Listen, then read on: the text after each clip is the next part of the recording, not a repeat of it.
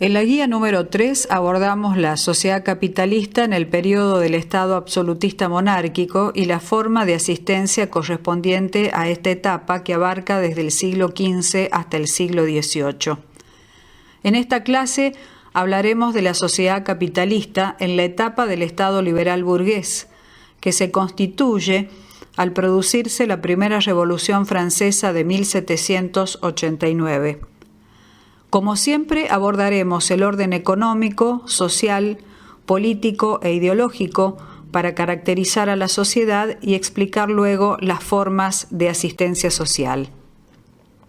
La característica más relevante del capitalismo como modo de producción es el desdoblamiento de la propiedad de la fuerza de trabajo y de los medios de producción. Ya estudiamos lo que pasó en la producción manufacturera. Ahora estudiaremos la producción industrial, que se basó en la aplicación de la máquina a vapor al proceso de producción. Fue en 1763 cuando James Watt creó esta máquina que reemplazó la energía animal e hidráulica en el proceso productivo, primero en la industria textil y luego en la metalúrgica. La división del trabajo que había existido en la manufactura aquí se trasladó a la maquinaria. El desarrollo de la industria incrementó la riqueza de los capitalistas.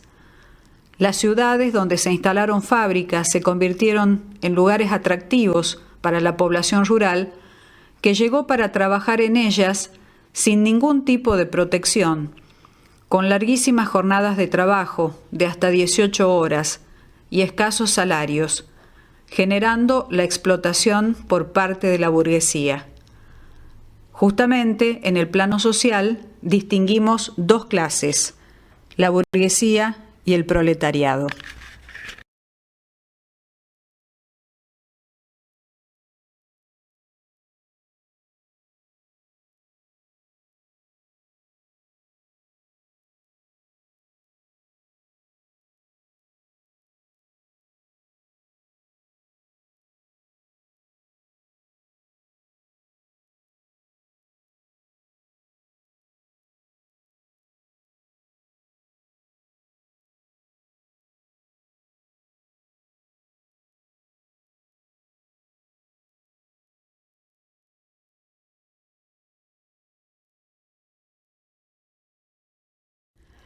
Para explicar los cambios políticos proponemos un video sobre la Revolución Francesa que subimos a Facebook.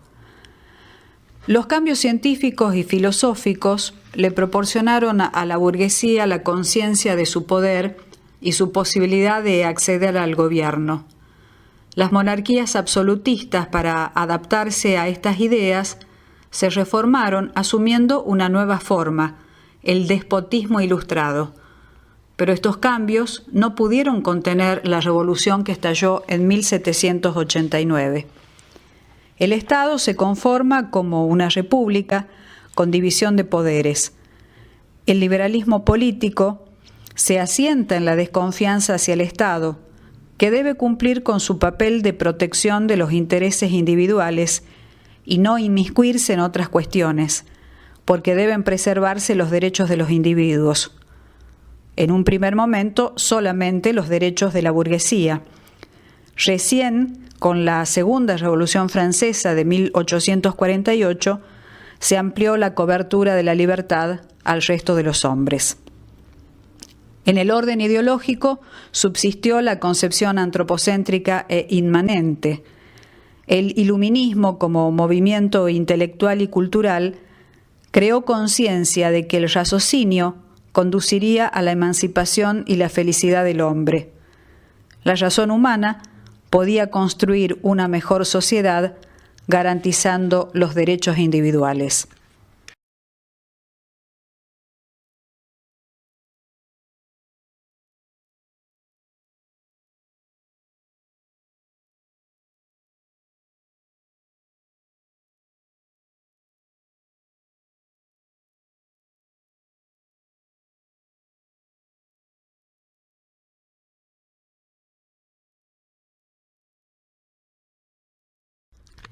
Los criterios para asistir en esta etapa conservan algunos de los ejes ya estudiados en la guía anterior.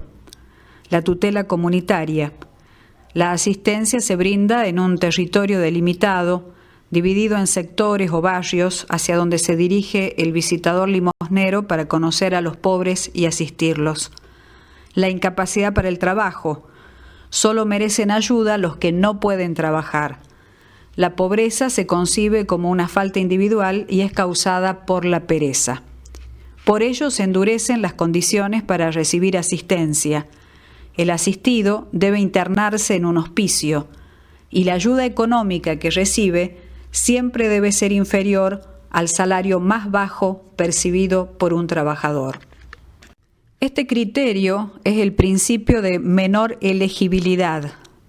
Aquí ustedes tienen una definición que no solo es aplicable al momento histórico que estudiamos, sino que es un criterio utilizado por la mayoría de los sistemas de seguridad social. El principio consiste en establecer que el beneficiario no debe estar en mejores condiciones que un trabajador que recibe la remuneración más baja.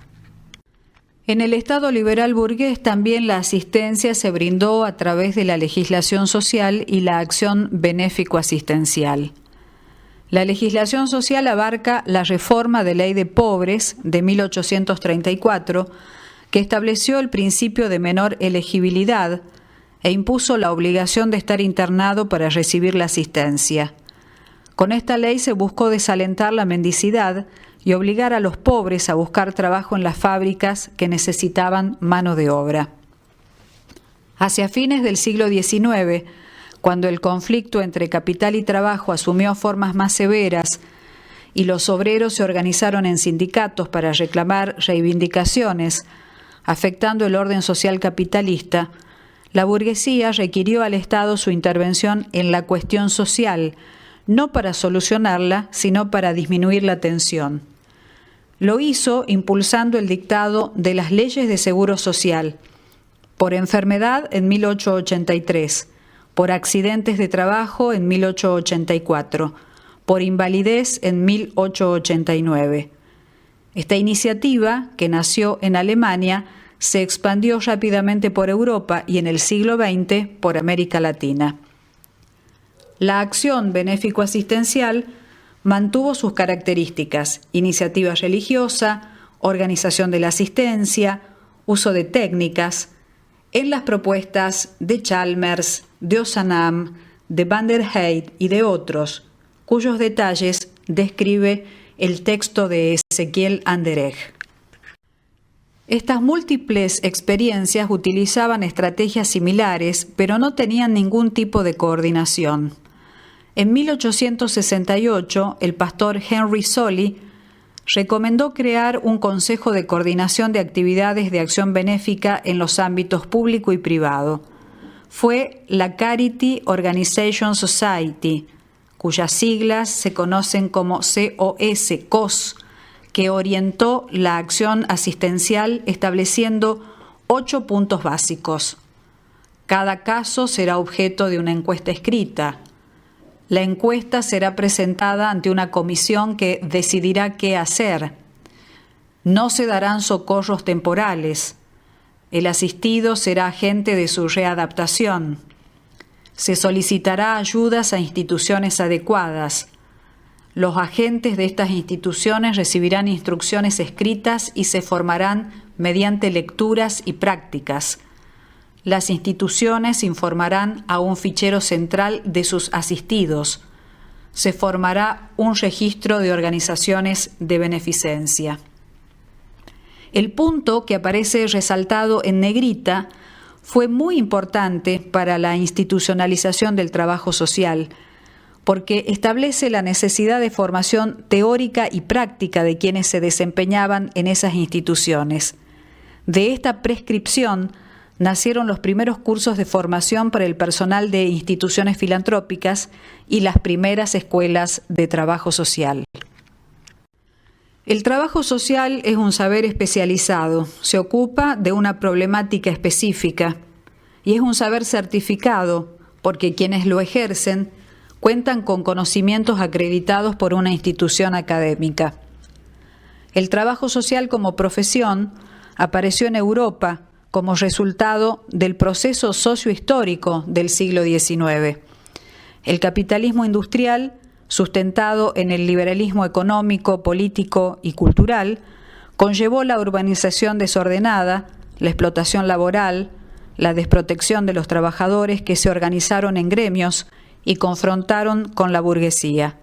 La respuesta al conflicto fue la represión y luego, ante la inefectividad de esta, la compensación mediante leyes. El Estado liberal se vio obligado a intervenir para preservar el orden capitalista y requirió de un profesional que se ocupara de estos conflictos, no para resolverlos, sino para controlarlos. El trabajo social no es solo el resultado de este proceso sociohistórico, sino también del proceso que se dio en la intervención social. La exigencia de formación teórico-práctica dio origen a los centros de formación profesional. En este cuadro ubicamos temporalmente la aparición de la primera escuela de trabajo social del mundo, la de Holanda, en 1899. Contemporáneamente, la COS de Estados Unidos proponía cursos de verano de 6 meses de duración para el personal de las organizaciones filantrópicas. En el siglo XX se fundaron escuelas en Estados Unidos. La primera escuela de trabajo social en Estados Unidos data de 1919. La propuesta de los primeros cursos la hizo Mary Richmond como integrante de la COS de Nueva York. Para conocer a esta personalidad tan importante del trabajo social, les proponemos un artículo escrito por Viviana Travi y que se titula Conceptos e ideas clave en la obra de Mary Richmond y la vigencia actual de su pensamiento. Allí la autora analiza la contribución de Mary Richmond a la base teórico-conceptual del trabajo social, inspirada en autores contemporáneos a ella como John Dewey y George Mead, y que según Viviana Travi, hoy reingresan al trabajo social latinoamericano a través de autores como Bourdieu, Habermas o Giddens, desconociendo la producción de nuestro propio campo disciplinar. Mary Richmond fue autora de dos obras fundamentales como El diagnóstico social de 1917 y Caso social individual de 1922, que recién se publicó en español en el año 1960. El primer libro fue el resultado de 15 años de investigación y de sistematización de las experiencias profesionales realizadas en las instituciones filantrópicas de Estados Unidos. En su segundo libro, también analizó minuciosamente experiencias de colegas y elaboró lineamientos metodológicos del servicio social de casos en diferentes áreas profesionales. Otra preocupación de Mary Richmond fue la relación tensa que existía y existe entre conocimiento científico y la aplicación práctica. Presten atención en el texto a las ideas de diversidad y complejidad que parecen ahora tan novedosas en las ciencias sociales, pero que ya las proponía Mary Richmond, y la noción de sujeto, producto de sus relaciones sociales y de su entorno, y la posibilidad de cambio permanente que propone Mary Richmond.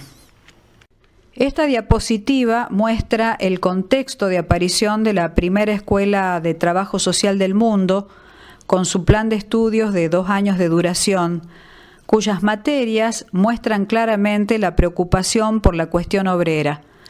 En el texto de Esquivel Corella van a encontrar todos los detalles. Hasta aquí llegamos con el tema de hoy y como siempre recalcamos, el estudio de los temas exige la lectura de todos los textos. Lo expuesto en estas clases es solamente orientador y el contenido es totalmente insuficiente para responder adecuadamente a las guías y a las evaluaciones, tanto parciales como exámenes. Hasta la próxima clase.